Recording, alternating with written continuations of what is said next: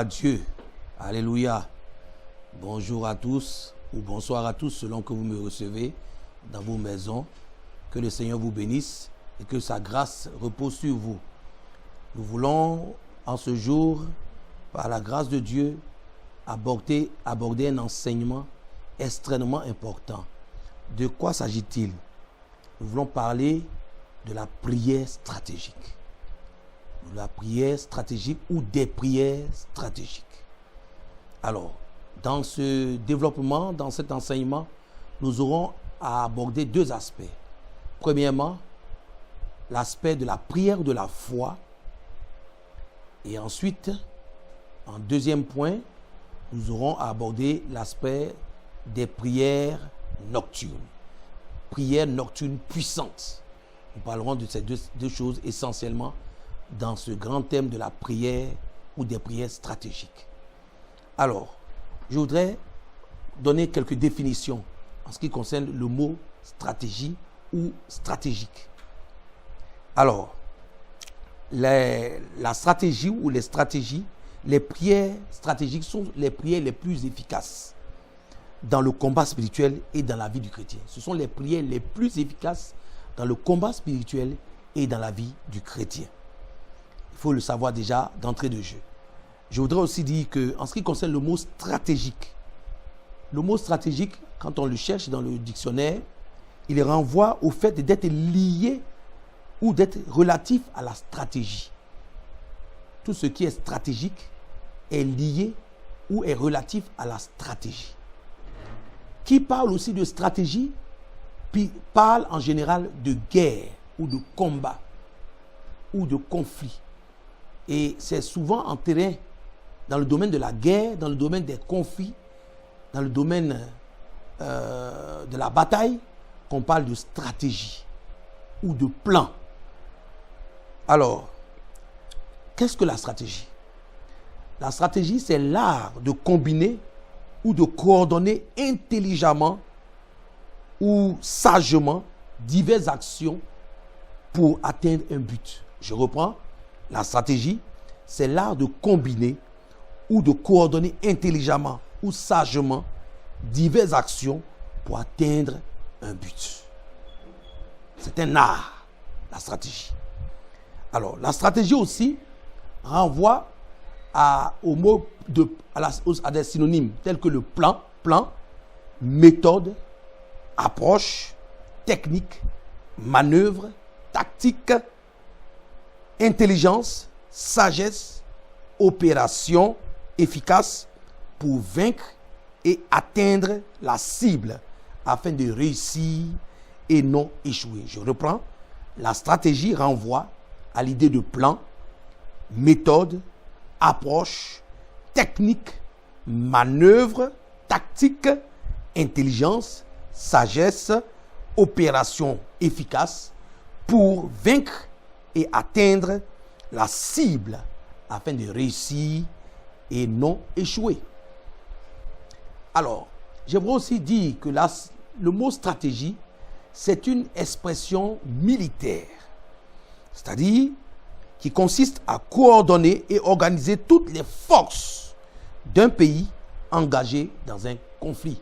Je reprends, le mot stratégie, c'est aussi une expression militaire qui parle du fait de coordonner ou organiser toute force d'un pays engagé dans un conflit.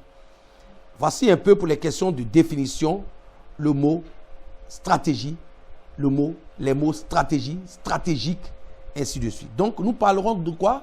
Je disais, nous parlerons des prières stratégiques, des prières les plus puissantes, les prières les plus efficaces dans le combat spirituel, dans le conflit que l'Église a engagé ou l'Église engage contre les puissances des ténèbres. Alors, dans ce sujet, par rapport à ce sujet, aujourd'hui, nous allons aborder la question de la prière de la foi. Particulièrement, nous allons commencer par la prière de la foi. Alors, de quoi s'agit-il? la prière de la foi, on a un texte de la Bible qui se trouve dans Jacques, l'épître de Jacques, chapitre 5, à partir du verset 15. Je commencerai à lire à partir du verset 14. Quelqu'un parmi vous est-il malade? Qu'il prie. Je reprends. Jacques 5, verset 14. Quelqu'un parmi vous est-il malade? Qu'il appelle les anciens de l'église et qu'il prie pour lui, après l'avoir oint d'huile au nom du Seigneur. Verset 15. Et la prière de la foi sauvera le malade, et le Seigneur le relèvera, et s'il a commis des péchés, ils lui seront pardonnés. Je relis donc le verset 15. Et la prière de la foi sauvera le malade. La prière de la foi sauvera le malade. Alléluia. Gloire à Dieu. Alors, quand nous parlons de prière de la foi, on n'a pas dit que la prière sauvera le malade, simplement. On n'a pas dit simplement que la prière sauvera le malade. Vous allez remarquer que dans ce verset, Jacques ne dit pas la prière sauvera le malade, simplement. Il apporte un caractère, il apporte une définition particulière à la prière. La prière qui sauvera le malade n'est pas seulement la prière, mais elle est appelée prière de la foi. La prière de la foi sauvera le malade. Pas simplement la prière. Il y a tellement de prières aujourd'hui qu'il est important que par le Saint-Esprit, nous puissions préciser de quel genre de prière il s'agit. Nous parlons ici de la prière de la foi, ou de la prière faite avec foi, ou de la prière inspirée par la foi, ou de la prière motivée par la foi, ou de la prière conduite par la foi, influencée par la foi, puis remplie de foi. Prière remplie de foi. La prière remplie de foi, la prière inspirée par la foi, la prière poussée par la foi, la prière qui s'assoit, qui s'appuie sur la foi, sauvera le malade. C'est bien de ça qu'il s'agit. La prière de la foi sauvera le malade. Donc je disais que vous avez donc compris que, en ce qui concerne la définition de la prière de la foi, c'est la prière qui est faite, qui est inspirée, qui est basée, ou qui est expression de la foi. La prière de la foi. C'est une prière aussi qui est pleine de foi, comme je disais, et c'est une prière qui n'est tout simplement qu'une démonstration de la foi. Et c'est cette prière-là qui est puissante, qui est efficace et qui sauvera le malade. Alors, nous voyons clairement que dans le texte dans la parole de Dieu, en ce qui concerne toujours la prière, concerne la foi plutôt, qu'est-ce que la Bible dit de la foi? Allons-y rapidement dans Hébreux, chapitre 11. Prenez vos Bibles. Nous sommes dans une étude biblique, donc nous allons parcourir les Saintes Écritures. Hébreux 11, à partir du verset 1er. Or, la foi est une ferme assurance. La Bible déclare, Hébreux 11, 1, je disais, or la foi est une assurance de choses qu'on espère, une démonstration de faits qu'on ne voit pas. Je reprends. Or la foi, dans ma version que je lis ici, or la foi est une assurance de choses qu'on espère, une démonstration de faits qu'on ne voit pas. Alléluia. Dans d'autres versions, il est dit, or la foi est une ferme assurance des choses qu'on espère, une démonstration de celles qu'on ne voit pas. Donc, de quoi s'agit-il ici? Nous sommes en train de parler de la foi. Alors, qu'est-ce que la foi? Avant de parler de la prière de la foi ou des prières de la foi, parlons un peu de la foi. La foi, c'est une ferme assurance. Remplacé par le mot assurance, le mot conviction. C'est une ferme conviction. Une forte conviction ou une assurance dans le cœur. La foi est basée sur la personne de Dieu. Elle est basée sur sa parole, sur ses promesses, sur ses actions. La foi est une ferme assurance, une conviction, une assurance dans le cœur. Elle est aussi une démonstration. C'est une assurance qui remplit le cœur au point de se démontrer, au point de se rendre visible, au point de se manifester à l'extérieur. La foi ne reste pas à l'intérieur seulement du cœur. La foi est basée à l'intérieur de notre cœur, mais elle se fait voir à l'extérieur, elle se démontre, elle se manifeste, elle se rend visible par des œuvres de la foi, par des actes de foi. Donc la prière de la foi, c'est une prière faite avec une grande ou une forte foi, avec une forte conviction, une forte assurance. La prière de la foi, je disais comme ça, que la prière de la foi est la prière adressée à Dieu. C'est une prière faite avec une forte conviction dans le cœur, une forte assurance, et elle débouche sur des actions concrètes à la gloire de Dieu. Elle conduit aussi à poser des actions ou à prononcer des paroles dignes de Dieu. C'est ça, la prière de la foi. La prière de la foi, c'est une prière qui est vraiment remplie, caractérisée et soutenue par la foi, inspirée par la foi. Alors, je voudrais parler de l'importance de la foi dans la prière. L'importance de la foi dans la prière. Je voudrais donc que nous prenions déjà Jacques chapitre 1. Jacques chapitre 1, à partir du verset 5. Je lis la parole de Dieu. Si quelqu'un d'entre vous manque de sagesse, qu'il la demande à Dieu, qui donne à tous simplement et sans reproche, et elle lui sera donnée. Mais qu'il la demande avec foi, sans douter, car celui qui doute est semblable au flot de la mer, agité par le vent et poussé de côté et de l'autre, et d'autres. Qu'un tel homme ne s'imagine pas qu'il recevra quelque chose du Seigneur. C'est un homme irrésolu, inconstant dans toutes ses voies. Je reprends le texte de Jacques 1, versets 5 à 8. Si quelqu'un d'entre vous manque de sagesse, qu'il la demande à Dieu, qui donne à tous simplement et sans reproche, et elle lui sera donnée.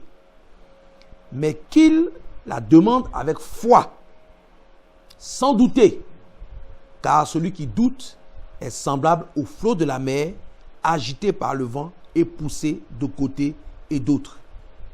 Qu'un tel homme ne s'imagine pas qu'il recevra quelque chose du Seigneur. C'est un homme irrésolu, inconstant dans toutes ses voies.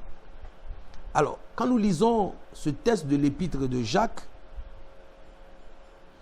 il est dit clairement que Dieu n'est pas compliqué. Dieu est généreux. Dieu est généreux. Et Dieu répond véritablement à la foi. La Bible dit que si quelqu'un d'entre vous manque de sagesse, qu'il la demande à Dieu, qui donne à tous simplement. Dieu donne simplement. Dieu n'est pas compliqué. Dieu ne fait pas de difficultés. Donc le problème ne se trouve pas du côté de Dieu, en général. Et par rapport à ce passage, le problème se trouve du côté des hommes. C'est nous qui avons un problème. C'est nous qui sommes changeants. C'est nous qui sommes hésitants. C'est nous qui sommes douteux ou qui doutons. Dieu est immuable. Dieu ne change pas. Dieu est constant. Dieu est stable. Donc le problème, c'est de notre côté. Nous approchons de lui souvent animés de doutes, pleins d'hésitation, pleins de craintes, pleins d'appréhension. Et ce qui fait que finalement, ça nous disqualifie. Donc le problème, ce n'est pas Dieu. Le problème, c'est nous les hommes. Donc la Bible est claire. Dieu donne à tous simplement et sans reproche. Et elle lui sera donnée. La Bible déclare, mais qu'il la demande avec foi, sans douter. Car celui qui doute est semblable au flot de la mer. Le doute, c'est le contraire de la foi. Quand tu es animé de foi, tu ressembles à une eau tranquille, une eau sans agitation. Mais quand tu es animé de doute, tu ressembles à une eau agitée. Il y a une instabilité en toi. Et cette instabilité en toi fait que dans ta communion avec Dieu, il y a problème. Il y a problème. Le courant ne peut pas passer entre le Seigneur et toi parce que tu es agité, véritablement agité par ce doute. Le doute crée en toi une agitation qui fait que dans ta communion avec Dieu, c'est difficile. Le courant ne peut pas passer facilement. Alors, c'est une façon de parler. Donc, qu'un tel homme ne s'imagine pas, la Bible est claire, qu'un tel homme ne s'imagine pas qu'il recevra quelque chose du Seigneur. Donc, le fait de douter, donc le fait de ne pas exercer la foi, de ne pas avoir la foi, de ne pas être animé par la foi, ça nous disqualifie dans notre relation avec Dieu. Ça nous disqualifie quant au foi recevoir de Dieu. C'est difficile parce que Dieu est stable. Dieu est posé, il est stable. Et en face de lui, il veut communier avec quelqu'un qui est stable, qui est posé, qui n'est pas agité, qui n'est pas instable. Or, là, le doute nous rend instables et la foi nous stabilise. Donc, vous comprenez bien que la foi est extrêmement importante dans notre communion avec le Seigneur. La Bible va jusqu'à dire qu'un tel homme, quelqu'un qui est animé de doute, donc qui n'a pas de foi et qui s'approche de Dieu, il est irrésolu. Il est inconstant dans ses voies. Ça ressemble même à un péché. Il est irrésolu. Il est inconstant dans ses voies. C'est comme si ça le dénature, ça le disqualifie. Ça le rend laid. Le fait de douter, de craindre, de ne pas exercer la foi, ça nous rend laid, ça nous rend vilain. Au plan spirituel, ça nous déséquilibre, ça nous rend malade. Par contre, contrairement à cela, la foi nous donne de la quiétude, nous rend posé, nous rend beau sur le plan spirituel, nous arrange, alors que le doute nous dérange.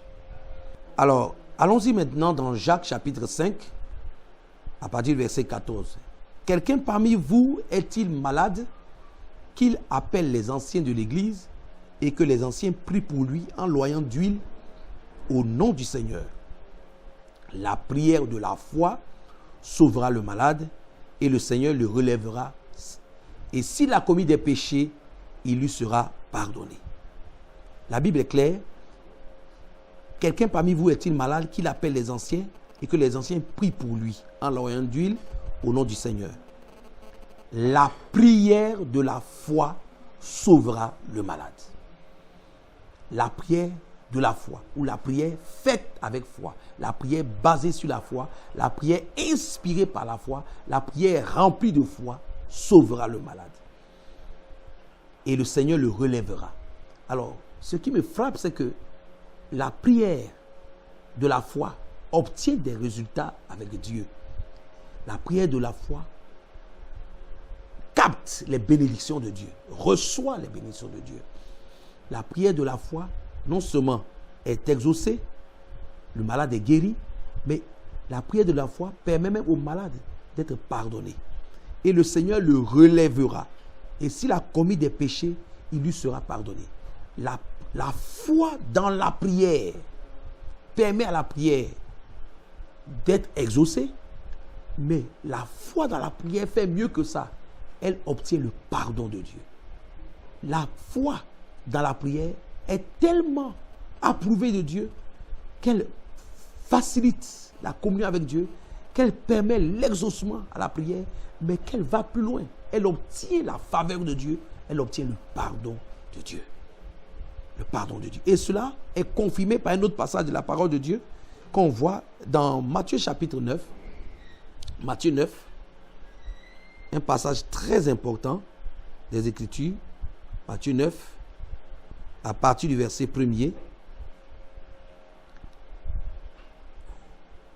La Bible dit ceci: Jésus étant monté dans une barque, traversa la mer et alla dans sa ville.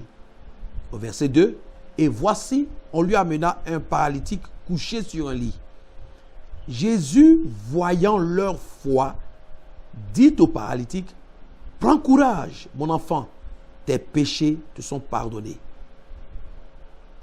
Ils sont venus à Jésus avec le paralytique dans l'espoir que Jésus guérisse le paralytique.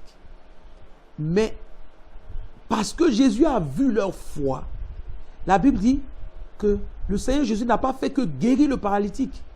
Il a pardonné le péché du paralytique.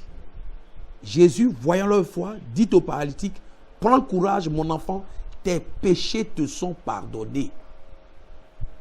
Tes péchés te sont pardonnés. Vous comprenez? La foi que Jésus a perçue dans le cœur de cet homme ou de ceux qui l'ont fait venir, qui ont porté cet homme vers Jésus, a provoqué non seulement la guérison, mais encore plus le pardon des péchés. La foi est extrêmement importante dans la relation avec notre Dieu. Sans la foi, la Bible déclare, nul ne peut être agréable à Dieu. Dieu est saint, mais Dieu est aussi le Dieu qui approuve la foi. Pas seulement la sainteté, mais la foi est extrêmement importante dans la relation avec le Seigneur. Quand il n'y a pas de foi, c'est difficile. La communion avec Dieu, elle est très difficile. Quand il y a la foi, la communion avec Dieu est facilitée. Est facilitée. La foi est un véritable catalyseur de notre communion avec le Seigneur. Elle l'amplifie, elle l'embellit et elle l'approfondit. La foi est extrêmement importante. Donc, le texte de Jacques, chapitre 5, verset 15, nous montre que non seulement la prière de la foi sauve le malade, mais la prière de la foi aussi obtient auprès du Seigneur le pardon des péchés. La prière de la foi, on le voit encore dans Matthieu 9, en plus de la guérison, a apporté aussi le pardon des péchés dans la vie de cet homme qui avait besoin de guérison. Comme quoi, quelquefois, il y a des guérisons qui doivent être souvent précédées du pardon des péchés. Parce qu'il y a des maladies qui sont rattachées au péché. Et pour que Dieu puisse guérir la personne, Dieu doit pardonner cette personne d'abord pour que Dieu puisse ensuite restaurer la vie ou le corps de cette personne. Donc, il y a quelquefois, effectivement, des maladies dont la source, c'est le péché. Et pour qu'il y ait guérison, il faut avoir pardon des péchés. Et la foi a un rôle très important dans de tels cas, dans de telles situations. Nous allons progresser donc. Allons-y dans Matthieu, chapitre 8. Matthieu 8, à partir du verset 5. Matthieu 8, à partir du verset 5. Nous disons la parole de Dieu. Matthieu 8, à partir du verset 5 jusqu'au verset 13. Comme Jésus entrait dans Capernaum, un centenier l'aborda, le priant et disant, « Seigneur, mon serviteur est couché à la maison, atteint de paralysie et souffrant beaucoup. » Jésus lui dit, verset 7, « J'irai et je le guérirai. » J'irai et je le guérirai. Alléluia. Verset 8, le centenier répondit, « Seigneur, je ne suis pas digne que tu entres sous mon toit, mais dis seulement un mot, et mon serviteur sera guéri. » Disons verset 9, verset 9 plutôt, « Car moi, je suis soumis à des supérieurs, et j'ai des soldats sous mes ordres, et je dis à l'un, va, et il va, à l'autre, viens, et il vient, et à mon serviteur, fais cela, et il le fait. » Regardez le verset 10. Après l'avoir entendu, Jésus fut dans l'étonnement et dit à ceux qui le suivaient, « Je vous le dis en vérité, même en Israël, je n'ai pas trouvé une aussi grande foi. Or, je vous déclare que plusieurs viendront de l'Orient et de l'Occident et seront à table avec Abraham, Isaac, Jacob, dans le royaume des cieux. » Verset 12. Mais les fils du royaume seront jetés dans les ténèbres du dehors, où il y aura des pleurs et des graissements de dents. Puis Jésus dit au centenier, va, qu'il te soit fait selon ta foi. Et à l'heure même, le serviteur fut guérit. Amen. Vous comprenez donc, alléluia, la nécessité et la puissance de la foi, l'importance de la foi dans notre vie. Et quand nous approfondissons ce texte est tellement merveilleux et formidable. Ce texte de Matthieu 8, versets 5 à 13, c'est vraiment un cas particulier.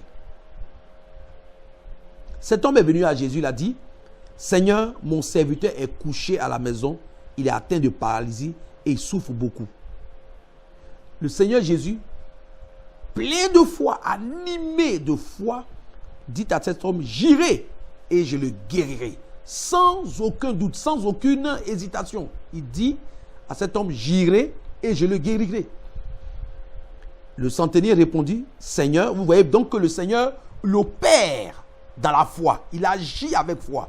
Il parle avec foi. Il se manifeste. Il pose des actes de foi. Il est animé par la foi. Il est l'auteur de la foi, comme la Bible dit, et il est aussi le consommateur de la foi, la parole de Dieu.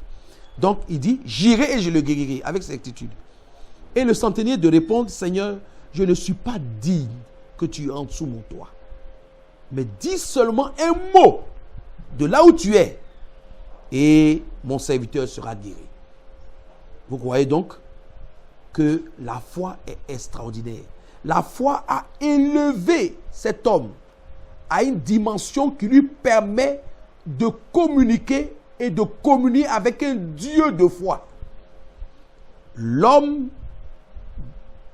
Cet homme, aussi faible soit-il, avait en lui quelque chose de très fort qui lui permettait, de sa position de faiblesse, de communiquer ou de communier avec l'être qui est l'auteur de la foi.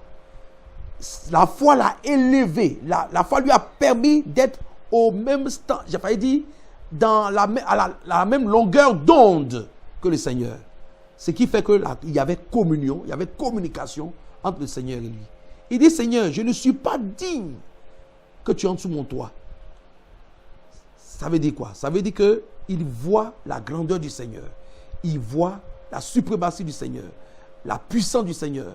Et il se voit à l'image devant Jésus, il se voit petit. Il se voit tout petit devant le Seigneur. Et il voit le Seigneur. La foi permet à cet homme de mettre Jésus à sa place, de donner à Jésus la place qu'il mérite dans sa vie. Il dit, Seigneur, je ne suis pas digne que tu entres sous mon toit. Je ne suis pas digne. Toi, tu es grand.